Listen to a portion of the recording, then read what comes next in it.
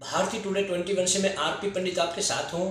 मैं इस समय करनाल से आम आदमी पार्टी का शुरू से बीड़ा उठाने वाले, जब लोग आम आदमी पार्टी के बहुत सारी नीतियों को जानते नहीं थे, तब से सुनील बिंदल जी ने उनका झंडा उठाकर जिस तरह अपने ग्राउंड लेवल पर मेहनत की, उसका आज नतीजा पूरे हरियाणा प्रदेश की जनता के सामने है।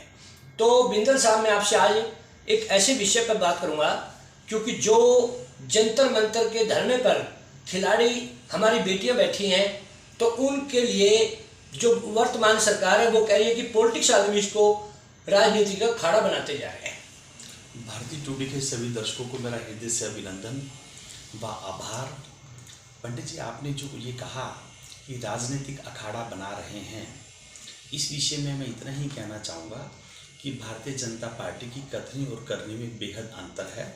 ये वही मोदी जी हैं जिन्होंने हरियाणा की भूमि पानीपत से कहा था कि बेटी बचाओ बेटी पढ़ाओ जी, और उन्होंने कुछ वर्ष पहले विनेश फोगाट को अपनी बेटी कहा था, और उस बेटी ने अपने यौन उत्पीड़न से संबंधित सब चीज़ों से माननीय देश के प्रधानमंत्री नरेंद्र मोदी को अवगत भी कराया था। आप देख लीजिए कि जिसको वो अपनी बेटी कहते हैं, यदि उस बेटी की अस्मिता करने में वो सक्षम नहीं हैं, तो वो देश में ऐसा नारा कैसे दे सकते हैं कि बेटी बचाओ बेटी पढ़ाओ।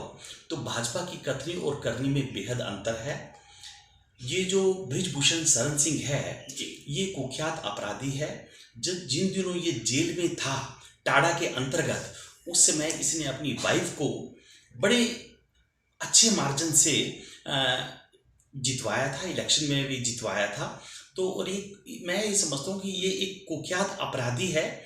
जिस तरीके से हमारी बच्चियों का उत्पीड़न हो रहा है, केंद्र सरकार को, मोदी जी को और भारतीय जनता पार्टी को इस विषय में तुरंत संज्ञान लेना चाहिए। इससे भारतीय जनता पार्टी की छवि और मोदी जी की छवि देश में लगातार खराब हो रही है, और हम देश के प्रधानमंत्री से प्रार्थना करना चाहते हैं इसको जल्द से जल्द जो हमारी बच्चियां हैं उनको न्याय दिलाने की कृपा करें। अच्छा सर, जैसे उत्तर प्रदेश में योगी सरकार कहती है कि माफियाओं को, अपराधियों को हम मिट्टी में मिलाते हैं, बलडोजर चलाते हैं, तो आप कह रहे हैं भाई ये भी एक कुख्यात अपराधी है, तो क्या उत्तर प्रदेश सरकार के उसमें है नहीं है भाई, इसने भी ऐसा काम किया है? देखिए, जो बृजभूषण शरण हैं, इन पर 38 से ज़्यादा आपराधिक मामले दर्ज हैं। मेरी तो समझ में नहीं आता कि भारतीय जनता पार्टी इस व्यक्ति को बचाने की कोशिश क्यों कर रही है। बृजभूषण शरण ने खुद कबूल किया है कि उनसे एक व्यक्ति की हत्या भी हो गई थी। इस हमारे लोकतंत्र में ऐसे व्यक्ति को संवैधानिक पद पर बैठाना मतलब अत्यंत शर्मनाक है।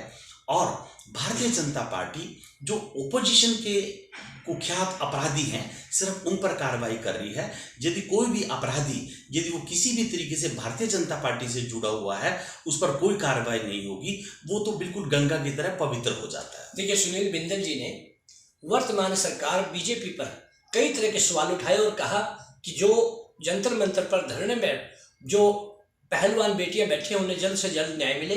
तो इसी तरह से हम बिंदल जी से किसी दूसरे विषय पर चर्चा करेंगे। तब तक के लिए जय हिंद, जय भारत, नमस्कार।